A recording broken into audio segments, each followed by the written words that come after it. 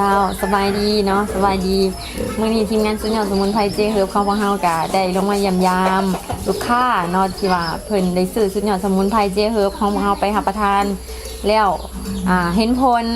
เนาะเดี๋ยวให้แม่เพิ่นแนะนำตัวเลยนะเจ้าเนาะเจ้าสบายดีแม่สบายดีโดยแม่ซื้อหยังเนาะแม่ซื้อติ้งและบ้านอาสมโฮงเมืองคแซอนงเพ่งเมืองคอนเพ่งแข้งสารวัตรโดยก่อนแม่สีได้มาหูจักกับสุดยอดสมุนไพรเจเฮิร์บนี่แม่ได้ยินมาจากไสได้ยินในวิทยุนี่แหละเพิ่นก็ให้เราเอามากินลองเบิ่งกินแล้วก็กินกล่องทำอิฐเนาะกินกล่องแรกเกี่ยวกับอิฐนี่มีอาการแบบใดก่อนสิได้กินนี่บ่อาการเป็นนี่บ่โดยเป็นเจ็บท้องแล้วก็ไปซื้อยามากินยาพื้นบ้านนี่แหละกินหลดได้มื้อนึงก็เช้าเจ็บท้องหลดเป็นหุงบัดนี้บ่เห็นหุงบ่เห็นเหืองก็ไปหาหมอเหิงผลแล้วจังไปพังเบิ่งไปหาหมอก็ว่าธาตุน้ำตาลขึ้น300เพิ่นก็ให้ยามากินแล้วเพิ่นก็ให้แนะนำไปบ่อนตัดแว่นว่าสิซะไปกวดสายตาเพิ่นว่าแล้วก็แม่ก็เลยว่าโอ้ยบ่มีเงินมีทำไปซื้อยาอันนี้มากินลองเบิ่งเป็นหยังหามันดีคือเพิ่นโฆษณาคือพยาธิประจำโตวแม่นี่มีเบาหวานนำไปเนาะกวดหมอเพิ่นว่ามีเบาหวานแล้วก็ไขมันกับความดันคนละอย่างบ่เลยอย่างเดียวความดันกับไขมันนี่มันก็อย่างเดียวกันหั่นล่ะไขมันอุดตันไขมันอบเส้นเลือดแบบนี้นะครับมีความดันแล้วเพิ่นก็ให้ยาเบาหวานมากินจนเบิดเพิ่นให้ยาเบาหวานยาตาพร่างกินจนเบิดเพิ่นให้ก็ยังคือเก่ายังบ่เห็นหุงคือเก่าก็เลยว่าไปหาซื้อยาอันคือเพิ่นโฆษณามากินลองเบิ่งดูเพิ่นคือว่าดีแท้นะมากินลองเบิ่งแล้วกินกล่องแรกก็กิน2แผงก็ยังบ่ทันเห็นหุงแผงที่3นี่ก็เริ่มเห็นจังน้อยแผงที่4ที่5ก็เห็นเติบก็เลยจะกินอีกกล่อง2บัดนี้เลยเอาไปกินอีกก็เห็นนี่แหละเห็นสัตว์นี่แหละดีอีหลีบัดนี้จ้ะเห็นแจ้งลูกหลานเห็นแจ้งลูกหลานเห็นแจ้งอย่าง100%นั่นแหละแต่เก่านี้อยู่ในใกล้ๆนี่ก็บ่เห็นแล้วนี่อยู่ใกล้ๆก็เห็นอยู่เป็นต้นถ้าบ่เห็นหน้าเห็นตาเป็นคอกุดคอขาดแบบว่าบ่ฮู้ว่าไผเป็นไผบ่ฮู้ว่าไผเป็นไผ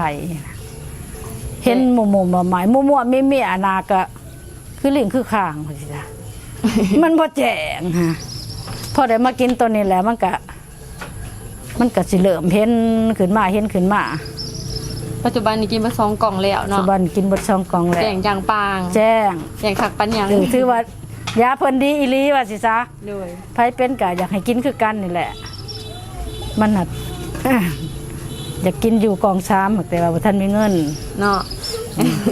เอาเรื่องเงินเรื่องข้าวมันอยากกินไปเรื่อยๆนะคิดยานว่าเบิดผิดยาคิดว่ามันจะก็สิเป็นอีกก็บ่จักคิดว่านะแล้วว่าอยากกินกล่องที่3บัดนี้ค่ะห่างกายเฮาเด้ซะแบบลุกตอนเช้าไปเฮ็ดเวียกก็สะดวกสบายบ่กินสะดวกสบายอยู่บ่ได้เจ็บบ่ได้ปวดบ่ได้วิ่งบ่ได้เวียนนะธรรมชาติคือบ่ได้เป็นหยังหลังจากเฮากินยาตัวนี้แล้วนะคือว่าดีขึ้นโดยก็อยากให้แม่ค่ะฝากถึงผู้ที่ยังบ่ได้กินผู้ที่ยังลังเลหั่นนะแม่นแหละโดยถือว่าตาพร่างนี่ถือว่าเห็นผลนะพี่บ่ว่านี่จังว่าแล้วสิบ่ดีนำกันบ่ผลของตาพร่างนี่ก็คือพยาธิเบาหวานขึ้นตาแม่นคั่วโดยเบาหวานขึ้นตาอาจสิให้เฮาตามัวตาพร่างได้แต่ตัวนี้มันจะช่วยลดค่าน้ำตาลให้อยู่ในเกณฑ์ปกติครับผู้ที่เป็นความดันเนาะตัวนี้มันก็จะช่วยได้คือจะช่วยเฮ็ดให้เลือดนี่สูบฉีดหรือไหลเวียนดีกว่าเก่าแล้วก็มันจะบ่เฮ็ดให้เฮาเป็นวิ่งบ่เฮ็ดให้เฮาเป็นวินความดันเฮาก็จะปกติดีอยู่แล้วก็จะช่วยในเรื่องของระบบขอเข่าบ่เมื่อยบ่มึนนะแปลว่าบ่ผิดลูกสบายตอนเช้ากินข้าวแซ่บได้แม่กินข้าวแซ่บนอนหลับสบายบ่ธรรมดาธรรมดากินแซ่บแต่บ่ทันได้กินยาตัวนี้ค่ะกินข้าวหันขาบแซ่บค่ะบ่คั่นยากแล้วก็ เมื่อยน้ำแข็งนะคะเหือนี่ย่อยสดสั่นในจิตในใจแล้วก็เหือนี่ไหลลงคาดิเย็นปรากฏว่าพอมากินยาตัวนี้แล้วมันก็หยุดนะมันหยุดแบบว่าเป็นสั่นอยากฮะ มันหูอยากเขาเนาะ มันอยาก ตะ เขา กี้นี่บ่ฮู้จักอยากเขา มันอยากเขา ถ้าเป็นยาแล้วก็กินได้แล้วก็คือกินปกติเนาะ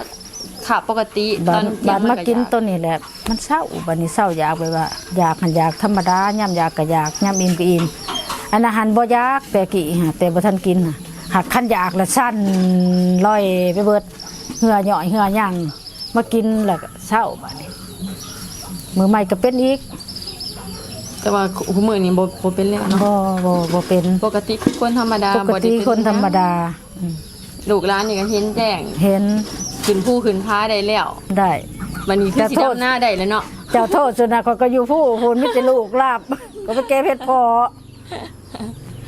ขึ้นผู้ขึ้นพาได้เบิดว่ะไปเก็บเห็ดเพอเด้อเขาเจ้าอีก เจ็บแขนเจ็บขากะบ่เจ็บได้ล่ะ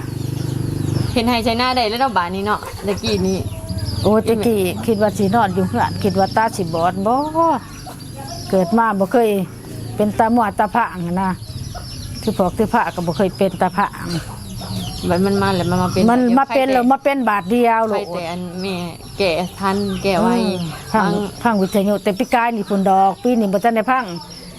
คือคงอยู่เฮือนนี่เบิ่งแต่เท่าละทาดนะบัดเมื่อหน้าจังพังวิทยุ นี่ยามให้ยามนายกับพังวิทยุได้วันนี้ เลย มีแต่ซ้ำนั่นแหละแม่ คือว่าดี ขอบใจหลายแม่ ใช่ที่ว่าดีเห็นแหละเห็นผลจากให้